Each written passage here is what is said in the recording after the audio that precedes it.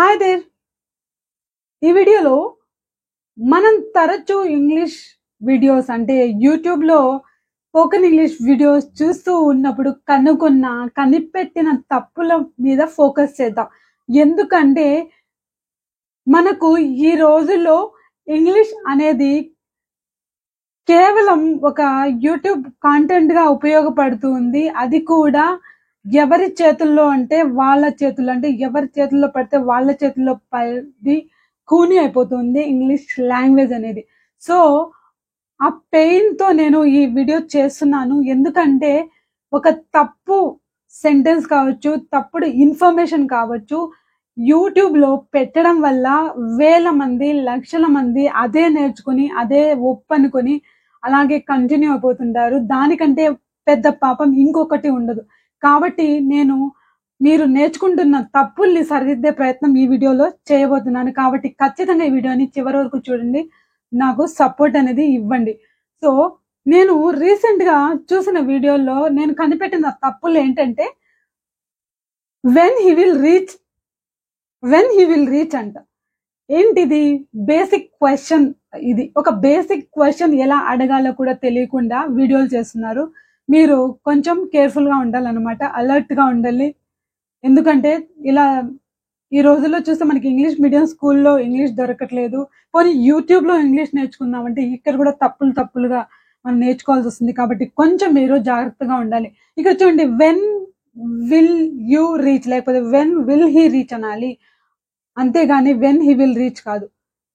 So ఇంకొక అంటే దీని గురించి ఇంకా వెన్ హీ విల్ రీచ్ అని కూడా అనొచ్చు, కానీ ఎప్పుడు అనొచ్చు మనం డీటెయిల్స్ లోకి తర్వాత వెళ్దాం. నేను కనిపెట్టిన ఇంకొక మిస్టేక్ ఏంటంటే హౌ మచ్ ఇట్ ఈజ్ అంట. హౌ మచ్ ఇట్ ఈజ్ అంటే దాని ధర ఎంత అని చెప్పడానికి హౌ మచ్ ఇట్ ఈజ్ అంటున్నారు. ఇది కరెక్టేనా? అది కూడా డిస్కస్ చేద్దాం. ఇంకొక ఇంపార్టెంట్, ఇది అడ్వాన్స్ లెవెల్ కి సంబంధించింది కాబట్టి 99% ఇది తప్పని కనిపెట్టలేదు. I am looking forward to meet you అంటున్నారు. ఇది కరెక్టా అంటే 100% తప్పు. ఎందుకు తప్పు కూడా మనం డీటెయిల్స్ లోకి వెళ్దాం. So let's get started. When he will reach అనేది ఏమాత్రం కరెక్ట్ కాదు. ఎందుకంటే ఇది ఒక ఆర్డర్ అనేది ఫాలో అవ్వట్లేదు. ఇప్పుడు ఒక క్వశ్చన్ అడగాలనుకోండి, ఇంగ్లీష్ లో WH క్వశ్చన్ అడగాలంటే ఆర్డర్ ఏంటి? WH వర్డ్ ప్లస్ విల్, అంటే ఫ్యూచర్ కి సంబంధించింది అయితే విల్ అనాలి. విల్ ప్లస్ సబ్జెక్ట్, తర్వాత వర్బ్. ఇక్కడ తీసుకుంటే వెన్, WH వర్డ్ ఏంటి? వెన్, తర్వాత విల్, తర్వాత subject he, reach verb. When will he reach, అతను ఎప్పుడు చేరుకుంటాడు? WH క్వశ్చన్స్ అడిగే విధానం ఏంటంటే ఇదివరకు చెప్పుకున్నట్టు ఈ స్ట్రక్చర్ ని మనం ఫాలో అవ్వాలి. అదే విధంగా నువ్వేం మాట్లాడుతున్నావు అని అడగాలంటే వాట్ యు ఆర్ టాకింగ్ కాదు, what are you talking. What plus are అంటే హెల్పింగ్ వర్బ్ ఇక్కడ. తర్వాత subject you, talking verb ING word. What are you talking, అంతేగాని వాట్ యు ఆర్ టాకింగ్ కాదు. కానీ when he will reach what you are talking అని కూడా రాయొచ్చు. ఎప్పుడు అంటే మనం ఇండైరెక్ట్ గా క్వశ్చన్ అడిగినప్పుడు, మనం ఎదుటి వ్యక్తిని అడుగుతున్నాం, నీకు తెలుసా అతను ఎప్పుడు చేరుకుంటాడని?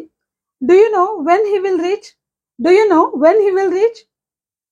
అంతేగాని do you know when will he reach కాదు. మరి ఎందుకంటే ఇక్కడ మనం ఏమంటున్నాం? ఇండైరెక్ట్ క్వశ్చన్ అడుగుతున్నాం, డైరెక్ట్ గా అడగట్లేదు. డైరెక్ట్ గా అడిగినప్పుడు మనం వెన్ విల్ హీ రీచ్ అనాలి. ఇండైరెక్ట్ గా అడిగినప్పుడు అంటే do you know when he will reach, అతను ఎప్పుడు చేరుకుంటాడో తెలుసా అని అడిగేటప్పుడు do you know when he will reach, మరి క్వశ్చన్ మార్క్ కూడా ఉండాలి. ఎందుకంటే do you know when he will reach ఇది ఇండైరెక్ట్ క్వశ్చన్ అవుతుంది. ఇక్కడ ఆర్డర్ అనేది మారుతుంది.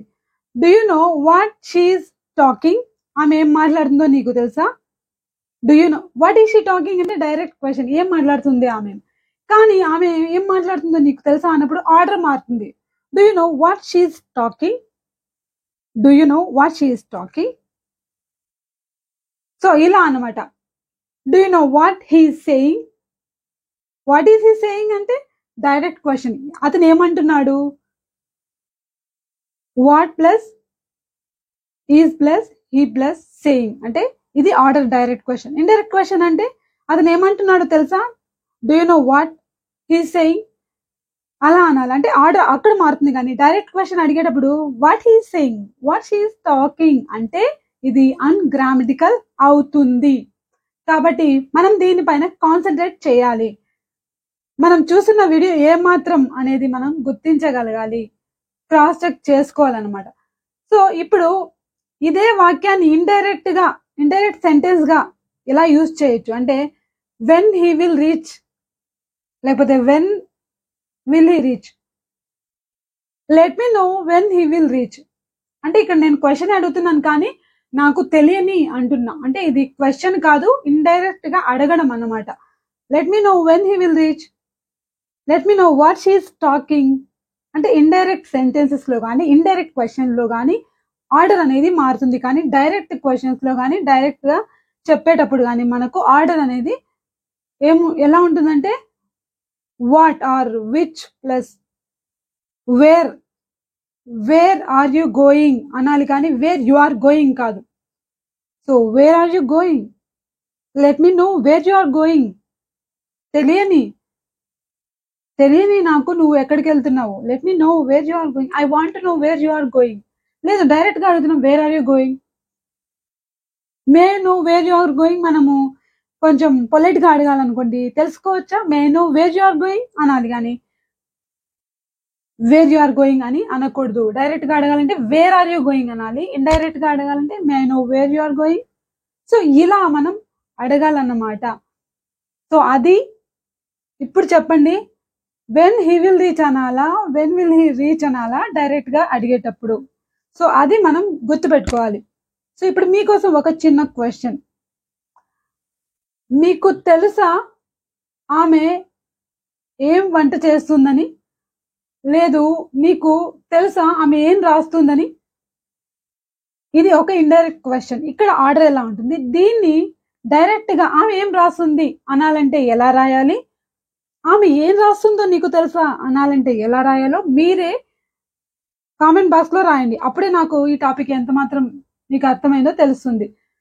సో ఇప్పుడు నెక్స్ట్ మిస్టేక్ ఏంటంటే హౌ మచ్ ఇట్ ఈస్ అంటున్నారు. హౌ మచ్ ఇట్ ఈస్ అంటే ఎంత, అది ఎంత అని. అంటే ఏదైనా ధర అడిగేటప్పుడు how much does it cost అంటాం, లేకపోతే హౌ మచ్ ఈజ్ ఇట్ అంటాం. కానీ హౌ మచ్ ఇట్ ఈస్ అనం. అది కూడా ఆర్డర్ తప్పు. How much plus is plus it అనాలి, కానీ హౌ మచ్ ఇట్ ఈజ్ అనకూడదు. So how much it is అని ఎప్పుడు అనాలి, do you know how much it is, do you know how much it is. అది ఇండైరెక్ట్ క్వశ్చన్. అప్పుడు order అనేది మారుతుంది. డైరెక్ట్ గా అడిగేటప్పుడు how much is it, how much is it. So లేదు నేను తెలుసుకోవాలనుకుంటున్నా, may know how much it is. ఇక్కడ ఆర్డర్ మారుతుంది. ఇండైరెక్ట్ క్వశ్చన్ లో ఆర్డర్ అనేది మారుతుంది. అంతేగాని డైరెక్ట్ గా అడిగేటప్పుడు హౌ మచ్ ఈజ్ ఇట్ అనాలి, కానీ హౌ మచ్ ఇట్ ఈజ్ అని అనకూడదు. ఇది ఖచ్చితంగా మీరు కరెక్ట్ చేసుకోవాలి. చాలా మంది తప్పుగా రాస్తున్నారు. కాబట్టి ఒకసారి మీరు చెక్ చేసుకోండి. సో మరొక ఇంపార్టెంట్ సెంటెన్స్ ఏంటంటే, I'm looking forward to meet you అంటున్నారు. I'm looking forward to meet you అంటే ఇందులో తప్పేముంది అని మీరు కూడా పప్పులో కాలేయచ్చు. కానీ మీరు ఒకటి గుర్తు పెట్టుకోవాల్సింది ఏంటంటే, ఇంగ్లీష్ లో ఎప్పుడు రూల్స్ ఒకలాగే ఉండవు, మారుతూ ఉంటాయి. ఇక్కడ వచ్చి టు అనేది ఒక ప్రిపోజిషన్, అంతేగాని టు ఇన్ఫినిటివ్ కాదు. జనరల్ గా I want to eat, I want to drink, I want to talk to you అంటుంటాం. అంటే అక్కడ ఏమవుతుంది, టు అనేది ఐ వాంట్ టు అన్నప్పుడు టు అనేది టు ఇన్ఫినిటివ్ అవుతుంది. టు తర్వాత V1 వస్తుంది. కానీ ఇక్కడ పరిస్థితి వేరే. ఇది ప్రిపోజిషన్ అన్నమాట. ఎప్పుడు కానీ ఒక ప్రిపోజిషన్ తర్వాత నౌన్ కానీ ప్రొనౌన్ కానీ నౌన్ ఫ్రేజ్ కానీ రావాలి, లేదు ఐఎన్జి వర్డ్ కానీ రావాలి. ఎందుకంటే ఐఎన్జి వర్డ్స్ అంటే పార్టిసిపల్ కొన్నిసార్లు నౌన్ గా ఉంటుంటాయి. కాబట్టి ఇక్కడ ఐ వాంట్ టు అంటే I'm looking forward to meeting you అనాలి, I'm looking forward to talking to you అనాలి, I'm looking forward to playing with you అనాలి. అంతేగాని V1 ని ఉపయోగించకూడదు టు తర్వాత. సో ఇది మీరు గుర్తుపెట్టుకోవాలి. మరి యువతల అంటే ఐఎమ్ లుకింగ్ ఫార్వర్డ్ అంటే ప్రెసెంట్ కంటిన్యూస్, పాస్ట్ లో అంటే ఐ వాజ్ లుకింగ్ ఫార్వర్డ్ అనొచ్చు, లేదా సింపుల్ ప్రెసెంట్ టెన్స్ అంటే ఐ లుక్ ఫార్వర్డ్ అనొచ్చు, లుక్ ఫార్వర్డ్ టు అనొచ్చు. కానీ టు తర్వాత వచ్చేది మాత్రం ఐఎన్జి వర్డే రావాలి. సో ఇది మీరు గుర్తుపెట్టుకోండి. ఈ వీడియో మీకు నిజంగా హెల్ప్ఫుల్ అనిపిస్తే లైక్ చేయండి, 10 మందితో షేర్ చేయండి. ఎందుకంటే ఒక మంచి టాపిక్ అనేది, తప్పులు అనేవి సరిదిద్దడం అనేది ఒక మంచి పని కాబట్టి దీన్ని మీరు ఎంత మందితో షేర్ చేస్తే అంత మంచిది అన్నమాట. So keep supporting, keep watching, keep learning. Thanks for watching.